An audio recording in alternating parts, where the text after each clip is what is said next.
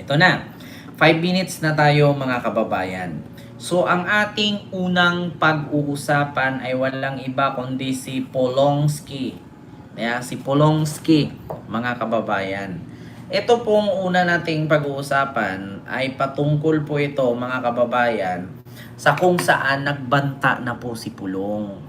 Kung naalala ninyo mga kababayan, si Senator Antonio Trillanes IV, mga kababayan, ay sabi niya ngayong buwan na to, Enero, di ba? Nieves Banaa, gilo po sa'yo dyan. And kay Fabian, may galap shoutout po. So ngayon mga kababayan, sabi nga ni Trillanes, ni Senator Antonio Trillanes, magsasampa siya ng kaso laban kay Pulong dahil dito sa 51 billion flood control, no, fund, no, na kung saan mga kababayan ay bakit hindi ito maimbi-imbestigahan, no, ng ICI, at hanggang sa naubos na lang ang ICI member ay hindi pa rin tinalakay itong kay Pulong. So ngayon mga kababayan, kung ang ICI daw na may mandato hindi kayang gawin, si Trillanes naman na walang mandato ay nagagawa. So ano pang kwenta ng ICI kung magtagal pa sila dyan kung hindi naman nila magawa? Sabi naman ng reporter, hindi ba kaya kasabwat sila or sangkot sila? Sabi naman ni Trillanes, baka nga ganon. So ngayon mga kababayan, simula nung sinabi po ni Trillanes ito, ay isa-isa na pong nagkalasan ang ICI. At balita ko nga, sabi ni Amy Marcos, 'di ba? Na ngayon daw Pebrero 1, next month, madidisband na daw itong ICI. Mawawala na daw ito. At papalitan daw. Nako po, mga kababayan. Ayan. So ngayon, mga kababayan, eto na nga ang sabi ni Pulong. Kasi nga, sabi nga ni Trillanes, mga kababayan, pero ipapanood ko po muna sa inyo itong naturang nagsalita si Trillanes kasi ayaw ko namang sabihin dito na nag-imbento lang tayo ng kwento o gumagawa lang tayo ng kwento, no? Ito po, mga kababayan, Trillanes, Pulong, ayan, BNC. So ito po mga kababayan, pakinggan natin. Ang naman, ito, ang sa pagkakaalam ko ay Wait lang, ayan, mga kababayan. isang hearing po sa House of Representatives. Ayan. Pinayuhan ni Senator Antonio Trillanes ang ICI na umpisahan ang flood control probe sa Administrasyong Duterte. Hit niya, dito nag-umpisa ang umano'y kalakaran ng korupsyon. Totoo Narito naman ang talaga. Agenda Weekend Report ni Elijah Bonzo. Totoo po yan. Nag-umpisa talaga kay Duterte. Reklamo sa Enero, si dating Senador Antonio Trillanes laban kay Congressman Paulo Duterte tungkol sa umunoy 51 billion worth of insertions na nakulimbat nito mula 2020 hanggang 2022. Isang hearing po sa House of Representatives noong September, kinonfirm ni Yumaong Cabral. Yusek Cabral na nagkaroon ng 51 billion pesos worth of insertions si Paulo Duterte from 2020 to 2022. So, maliwanag na yung statement niyan at na-validate na rin niya doon sa GAA o doon sa corresponding years na yon.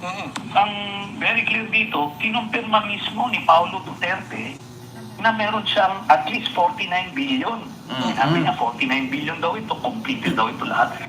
Sa kasalukuyan, nagsasagawa raw ng sariling investigasyon si Trillanes Patay. sa reklamo niyang ito laban kay Duterte. Hala. Bagaman hindi ito opisyal na mandato, karapatan naman daw niya ito bilang individual. Tama. Maliban kay Congressman Duterte, nauna nang maghain ng reklamo si Trillanes, laban naman kay Senador Bongo at dating Pangulo Rodrigo Duterte para sa umunoy Hala. pag-award ng 7 billion worth of projects sa tatay at kapatid ng senador. Hala. Kaugnay nito, may buwelta si Trillanes sa Independent Commission for Infrastructure. Ayan. Kaya yun ang panawagan ko rito sa ICI. Kung yan, dalawa na yan, na napaka-obvious na mga kaso, hindi nyo maimbestigahan, magsara na lang kayo. Tama. Ito yung pinakamalaking halaga na involved sa corruption Totoo naman talaga ang sabi ni Trillanes. Bakit laging inuuna ng ICI ay itong mga diskaya, itong mga kontraktor, itong mga engineer? Kasi alam nyo kung bakit mamaya natin ipagpatuloy yan. Hindi ko po kinakalaban ng ICI ni PBBM. Pero nakakapagtaka lang po mga kababayan na bakit unahin nila yung mga galamay, hindi nila unahin yung puno. Bakit doon sila sa ugat nangunguha, sa dulo ng ugat? Saan ba yung puno? 'Di ba? Bakit hindi nila imbestigahan itong mga malalaking manok? Bakit hindi nila puntahan yung pinakapuno? Kasi kapag ka ang puno, mga kababayan, iniimbestigahan mo yan, yung mga ugat niyan, masusundan mo. Bakit doon sila sa ugat, sa dulo ng ugat nag-umpisa, pag pinutol mo yung ugat, hindi mo makikita yung puno. 'Di ba? So ang mangyayari dito, bakit niyo uunahin yung mga galamay, no? Ang mga galamay pwedeng magsinungaling yan. Alam niyo yung taktika kasi, mga kababayan, ang taktika kasi ng ICI, pang-Indian, Indian style. Bakit? Nakakapanood kayo ng palabas sa India, nauuna yung huli. Di ba? Nauuna yung huli bago mag-umpisa. Lahat ng palabas ng India, movie, yung huli ang inuuna bago babalik pagkabata. Halimbawa, meron silang palabas doon na gera. Una nilang anuhin dyan, ipalabas yung huli, kung paano namatay, paano pinasabog. Tapos, babalik yan sila sa umpisa kung paano naging ganito siya. Ganon. So, hindi po tayo pwedeng mag-una sa uhuli. Bakit mga kababayan? Kasi kapag pinutol mo yung dulo ng ugat,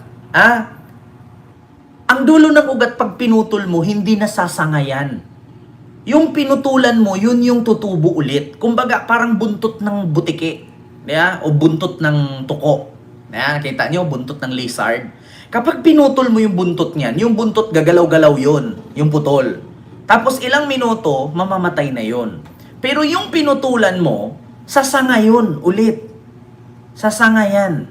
So bakit kayo dyan sa putol, magpo-focus, hindi kayo dito sa pinutulan?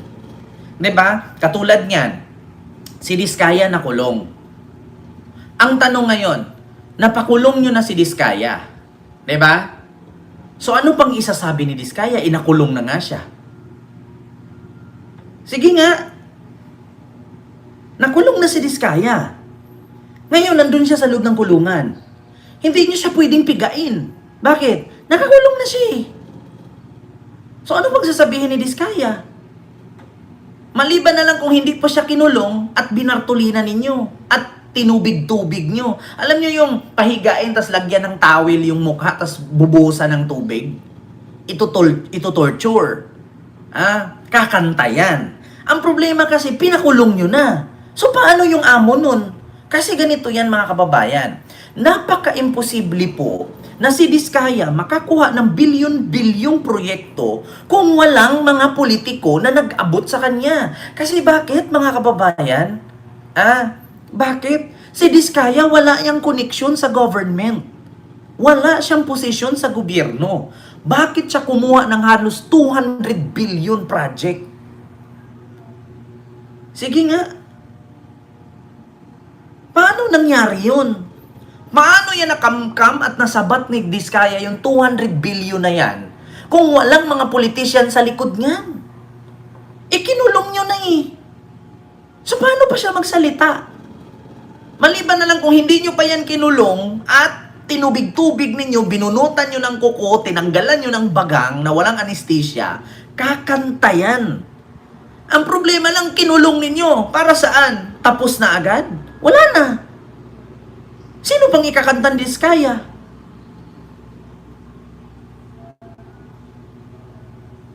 Diba? Sinong ikakanta ni Diskaya? Tingnan niyo si Chis Escudero, wala na, tahimik na. Yung issue ni Saldico, wala na, tahimik na. Yung issue ni Romualdez, wala na. Tapos na. So sinong makukulong ngayon?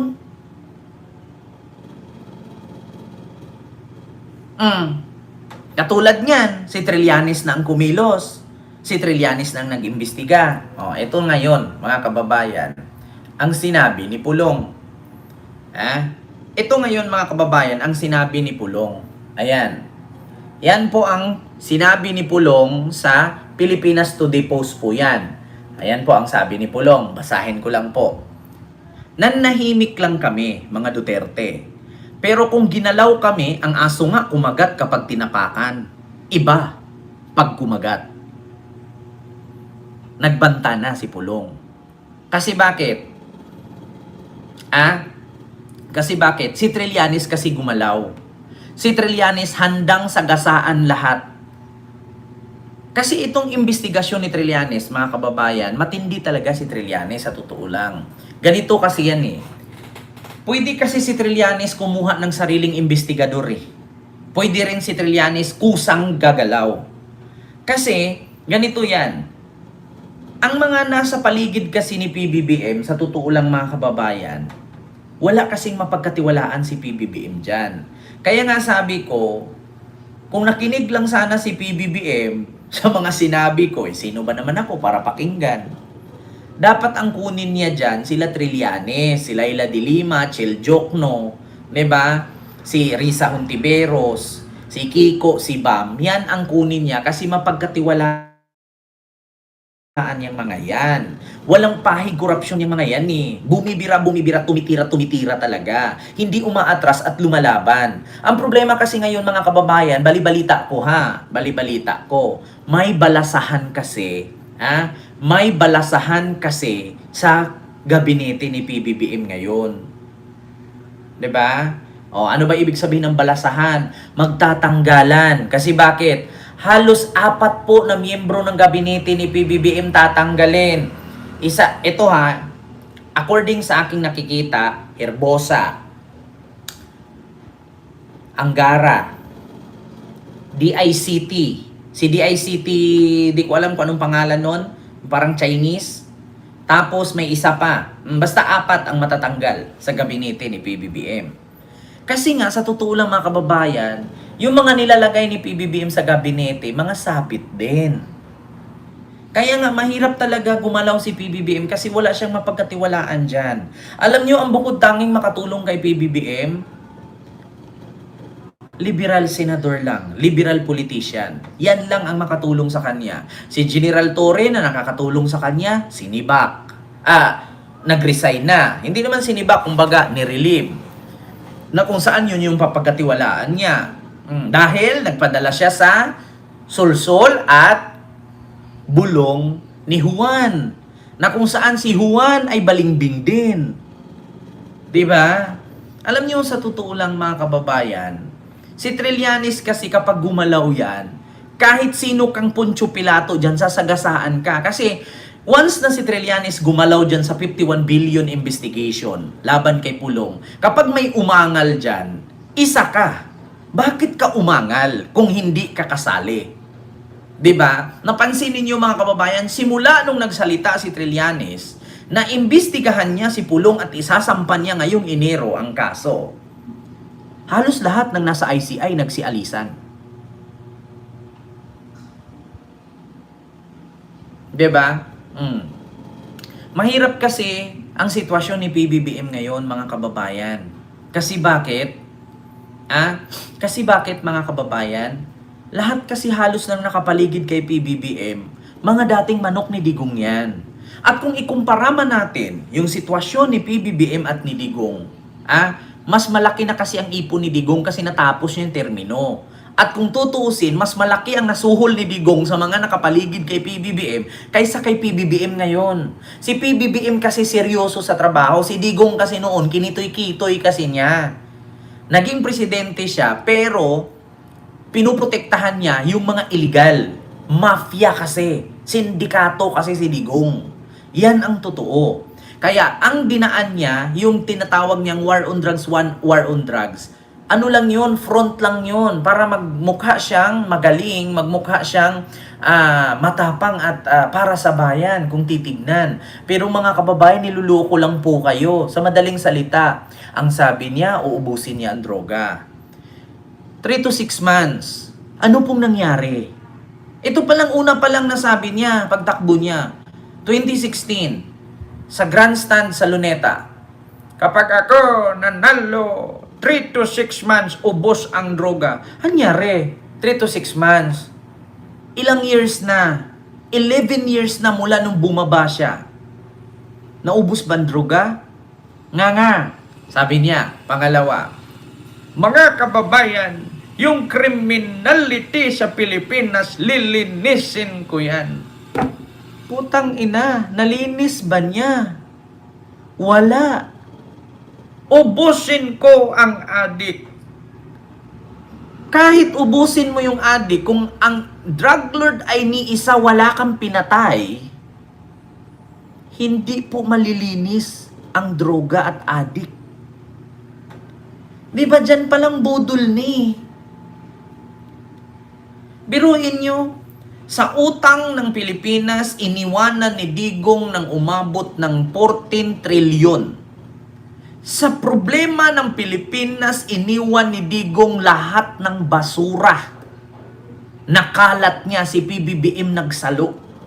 Na sa loob ng 6 na termino, ni isang kurap walang napakulong.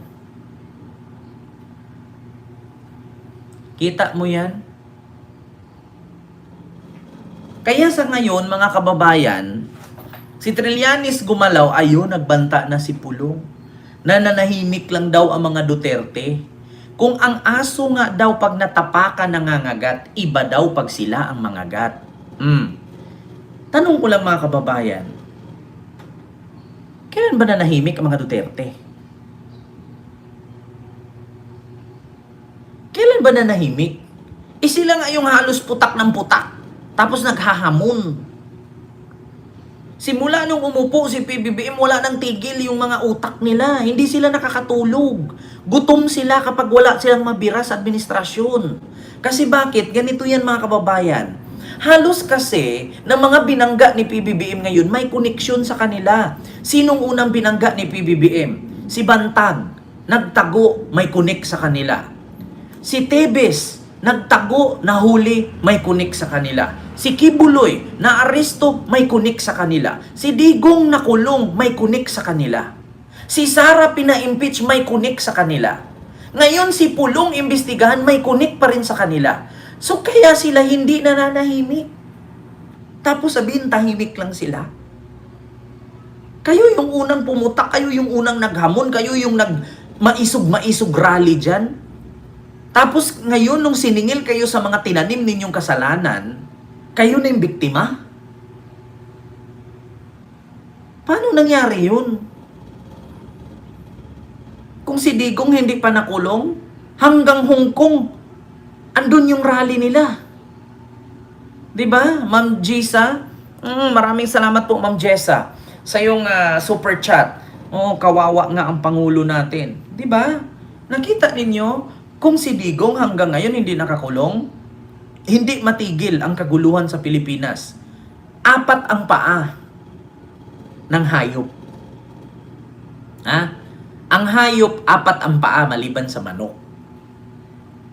Ang hayop, napilayan ng 2 paa.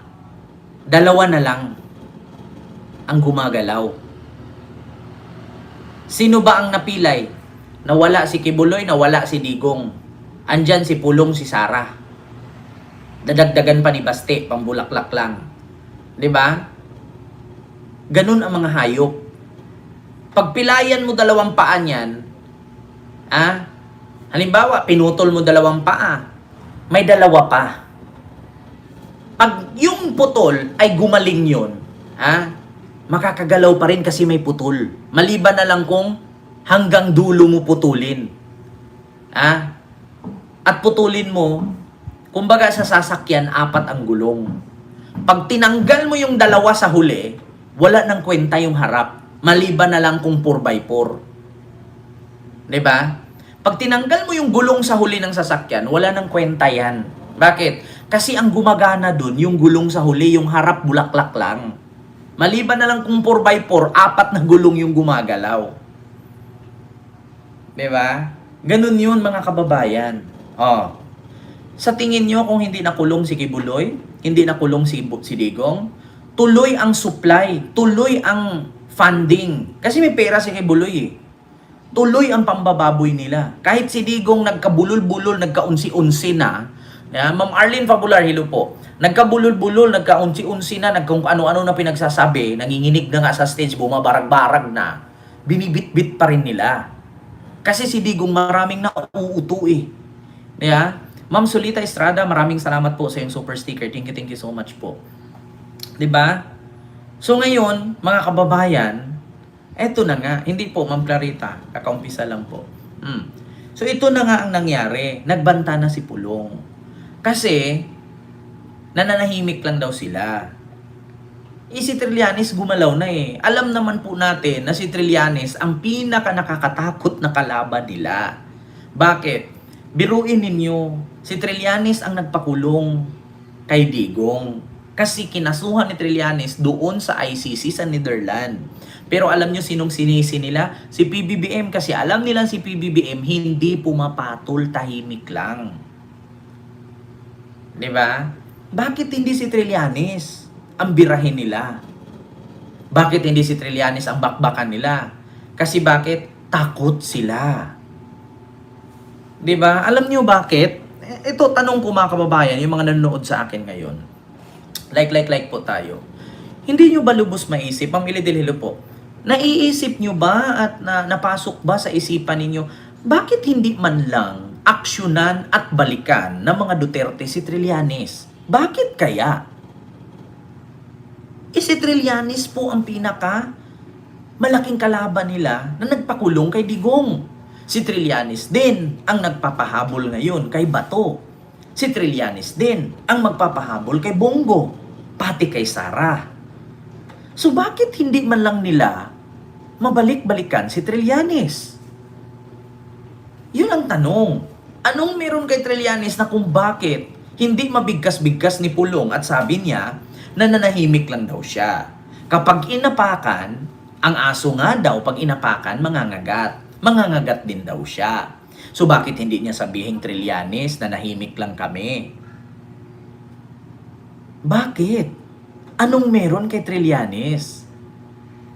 Si PBBM kasi, kaya nilang ganyanin kasi si PBBM simulat sa poll, mula nung nag-exile sila sa Hawaii until now, wala kayong narinig na pinatulan. Tahimik lang kasi. At kahit babuyin mo yan, hindi ka papansinin yan.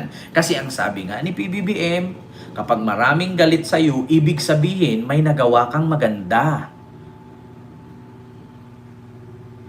Diba?